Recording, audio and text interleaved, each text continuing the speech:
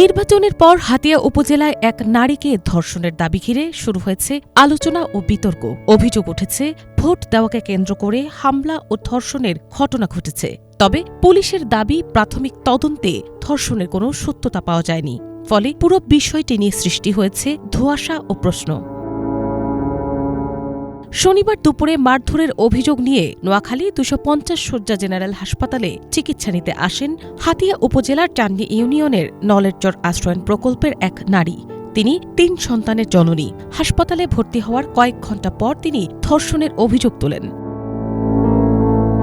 ভুক্তভোগী সাংবাদিকদের বলেন, শাপলাকলি প্রতীকে ভোট দেওয়ার জেরে শুক্রবার রাতে ৩ ব্যক্তি তার ঘরে ঢুকে স্বামীকে বেঁধে রেখে তাকে ধর্ষণ করে। প্রথমে বিষয়টি মারধর হিসেবে জানানো হলেও পরে ধর্ষণের অভিযোগ সামনে আসে।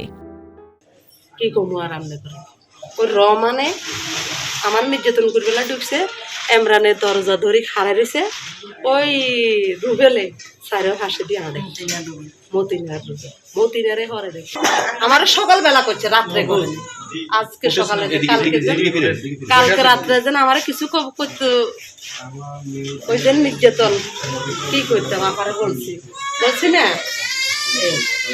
সুযোগ সুযোগ দিতে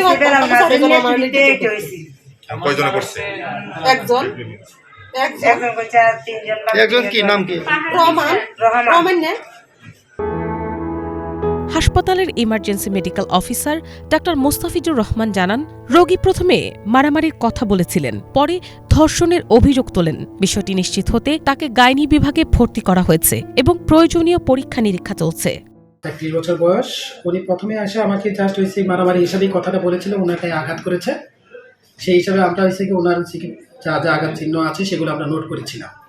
পর এসে তখন উনি বলেছিলেন যে ওনাকে ধর্ষণ করা হয়েছে। আমরা এই কথার সাথে সাথে আমরা নোট করে আমাদের মেডিকেল লিগাল হিসাবে আমরা আমাদের এসে ওয়ার্ড মাস্টারকে জানিয়ে দিয়েছি। সাথে সাথে আমরা ওনাকে গাইনি ওয়ার্ডে ভর্তি করে দিয়েছি। গাইনি ওয়ার্ডে ভর্তি করার উদ্দেশ্য হলো ওনাকে মেডিকেল এক্সামিনেশন করে আমাকে এটা কনফার্ম করতে হবে, তাহলে সেটা আমরা আপনাকে সঠিক তথ্য দিতে পারব। তবে স্থানীয় কয়েকজন বাসিন্দা দাবি করেছেন, এমন কোনো ঘটনার বিষয়ে তারা অবগত নন। কেউ কেউ অভিযোগটিকে ভিত্তিহীন বলেও মন্তব্য করেছেন। ওই যে রহমান নাকি এখানে অ্যাক্সিডেন্ট হচ্ছে, এখানে মারামারি হয়েছিল প্রকল্পের কাছাতে বাড়ি থেকে যাইতে এনসিপির লোক মারামারি হয়েছে। মারামারি পরে রহমানকে নিয়ে ডাক্তারের কাছে প্রাথমিক ট্রিটমেন্ট দিয়া তাকে হাসপাতাল পাঠাই দিছে। প্রাথমিক ট্রিটমেন্ট দিয়ে তারা হাসপাতাল পাঠাই দিছে, আমরা এতটুকু পর্যন্ত জানি। এবার রাতের 11টার দিকে এখানে আসছে, এরকম কোনো প্রমাণ নিউজ আমরা এ পর্যন্ত কারো থেকে শুনি না। দর্শনের ব্যাপারে এটা মিথ্যা কথা। এই নারী যে এই কথা সারা বাংলাদেশ ছাড়ি দিছে। আমরা মা বোনেরা হাজার হাজার নারী আছি, আঙ্গত মান সম্মান সব শেষ। মিথ্যা কথা বিচার আনার কাছে আমরা চাই।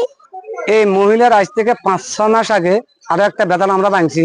এতে একটা মাঝি ও রুবেল, যে রুবেলের নামটা হয়েছে রুবেলেরকে কিছু টাকা লো দিছে ও মাঝির থেকে। কালকে এখানে একটা ঘটনা ঘটছিল, এটা কি আপনারা কিছু জানেন? ঘটনা না এখানে নাকি একটা দর্শন ঘটনা হয়েছে, আপনি কিছু জানেন?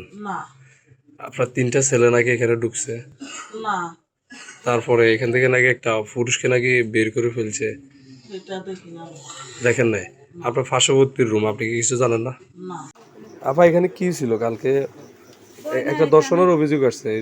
আমরা মিথ্যা কথা বলে, সত্যি কথা আমরা বাবুরে এই দুনিয়াতে খাইতে হিন্দে পাইছি, আমরা মিথ্যা কথা কই লাভ নাই। কিন্তু আমরা এই দুনিয়াতে কালকে যে রহিম এবং আরো 2 জনের নাম বলছে, রুবেল আর কে এমরান, সেও আমাদের কিছু না। এই 3 জন কি এর বাসায় ঢুকছে? না ঢুকে না, কেউ আসে নাই। আপনাদের বাসাতে আশপাশে এই যে বিল্ডিং এটার পাশাপাশি তো নাকি? এটা আমার জালের বাসা, এটা আমার বাসা, কিন্তু আমরা এই ধরনের মিথ্যা কথা বলি না। কেউ আসে নাই এবং কেউ জ্বালাতনও করে না, কেউ কিছু বলে না। কিন্তু এই মহিলা এগুলো বানাই সুরে, এগুলো 5-6 জন মিলি ওই ঘরে বসি গোল মিটিংটা করছে। এদিকে অভিযুক্ত রহমান তার বিরুদ্ধে আনা ধর্ষণের অভিযোগ অস্বীকার করেছেন। উল্টো তিনি প্রতিপক্ষের হামলার অভিযোগ তুলেছেন। গতকালকে এসা জানার পরে আমি বাসা থেকে বের হই, বাজার যাওয়ার পথে আমার উপরে এনসিপির লোক আক্রমণ করে। এটা করি না, এটা সব বানোয়াট, সব মিথ্যা মামলা, সব ষড়যন্ত্র চলছে আমার উপরে। হাতিয়া জুড়ে হামলা, নির্যাতন ও ধর্ষণের অভিযোগ তুলে সেনা অভিযানের দাবি জানিয়েছেন 11 দলীয় জোট থেকে নির্বাচিত সংসদ সদস্য হান্নান মাসউদ। ওনার ভাষ্যটা তো আপনারা শুনেছেন যে ওনাকে ধর্ষণ করা হয়েছে, ওনার ঘরবাড়ি হামলা করেছে, লুটপাট করেছে, ওনার স্বামীকে আটকে রেখে, সন্তানদেরকে আটকে রেখে ওনাকে ধর্ষণ করা হয়েছে। এই তাণ্ডবটা নব্য বিএনপি যারা আওয়ামী লীগ থেকে সরাসরি বিএনপিতে যোগ দিয়ে তারা এই তাণ্ডবটা চালাইছে। এ বিষয়ে জেলা বিএনপির পক্ষ থেকে আনুষ্ঠানিকভাবে প্রতিবাদ জানিয়ে বলা হয়, যে ঘটনাটি সোশ্যাল মিডিয়া এবং বিভিন্ন গণমাধ্যমে ছড়ানো হয়েছে তা সম্পূর্ণ ভিত্তিহীন। বিএনপির ভাবমূর্তি ক্ষুণ্ণ করার জন্য এনসিপি এসব প্রোপাগান্ডা ছড়াচ্ছে। সুষ্ঠু তদন্তের মাধ্যমে প্রকৃত ঘটনা উদ্ঘাটন করে দোষীদের শাস্তির আওতায় আনা হোক। একটা মহল রাজনৈতিকভাবে বিএনপিকে হেয় প্রতিপন্ন করার জন্য রহিমকে বিএনপির কর্মী হিসাবে প্রচার করতেছে। এই মুহূর্তে আমি প্রশাসনকে বলবো, ঘটনাটা সুষ্ঠু তদন্ত করে প্রকৃত ঘটনা উদ্ঘাটন করে ঘটনাটা যদি সত্যি হয় তাহলে অপরাধীকে আইনের আনা হোক। পুলিশ প্রশাসনের পক্ষ থেকে প্রাথমিকভাবে তারা তদন্ত করে তারা মন্তব্য করেছেন এই ঘটনার রেফের কোনো ঘটনা সেখানে ঘটেনি এবং স্থানীয় অধিবাসীরা সেখানে প্রকাশ্যে মিছিল সমাবেশ করে সেখানে বলেছে যে সেখানে এই ধরনের কোনো ধর্ষণের ঘটনা ঘটেনি। আমরা মনে করি এটা যারা এই ধরনের ঘটনার সাথে একটা প্রপাগান্ডা, বিএনপির ভাবমূর্তি নষ্ট করার জন্য জড়িত, তাদেরকে আইনের আওতায় আমরা মনে করি আনা উচিত। এ ঘটনায় অতিরিক্ত পুলিশ সুপার আবু তৈয়ব মোহাম্মদ আরিফ হোসেন বলেন, স্থানীয়ভাবে তদন্ত করে ধর্ষণের ঘটনার সত্যতা পাওয়া যায়নি। আশ্রয়ন প্রকল্পে মারামারির ঘটনা ঘটেছে। লিখিত অভিযোগ পেলে আইনগত ব্যবস্থা নেওয়া হবে। যে একজন নারী হাসপাতালে ভর্তি, হাসপাতাল থেকে বিভিন্ন বক্তব্য দিচ্ছেন, তো তার কাছে আমরা আমাদের অফিসাররা যাই, তাকেও জিজ্ঞাসাবাদ করে শুনে, তো উনি যার বিরুদ্ধে অভিযোগ দিচ্ছেন, তো সেই সময় আমরা হাসপাতালের একই হাসপাতালে খতিয়ানে দেখা যায় যে উনি সেই সময় চিকিৎসাধীন ছিলেন হাসপাতালে, যার ঘটনাস্থল থেকে প্রায় 1.5 থেকে 2 ঘন্টা দূরে। তো বিষয়টা নিয়ে এখনো লিখিতভাবে কেউ অভিযোগ দেয়নি। তো অভিযোগ, এ ধরনের ঘটনায় লিখিত অভিযোগ বা মামলা করার বিধান আছে। তো মামলা করলে আমরা তদন্ত যাব এবং তদন্তের আগে যেহেতু আমরা বিষয়টা জানতে পেরেছি, আমরা প্রাথমিকভাবে যে প্রাথমিক ইনকোয়ারি কাজগুলো সম্পূর্ণ করছি। পুলিশ জানিয়েছে বিষয়টি গুরুত্ব দিয়ে দেখা হচ্ছে। তদন্তের অগ্রগতির ভিত্তিতে পরবর্তী ব্যবস্থা নেওয়া হবে।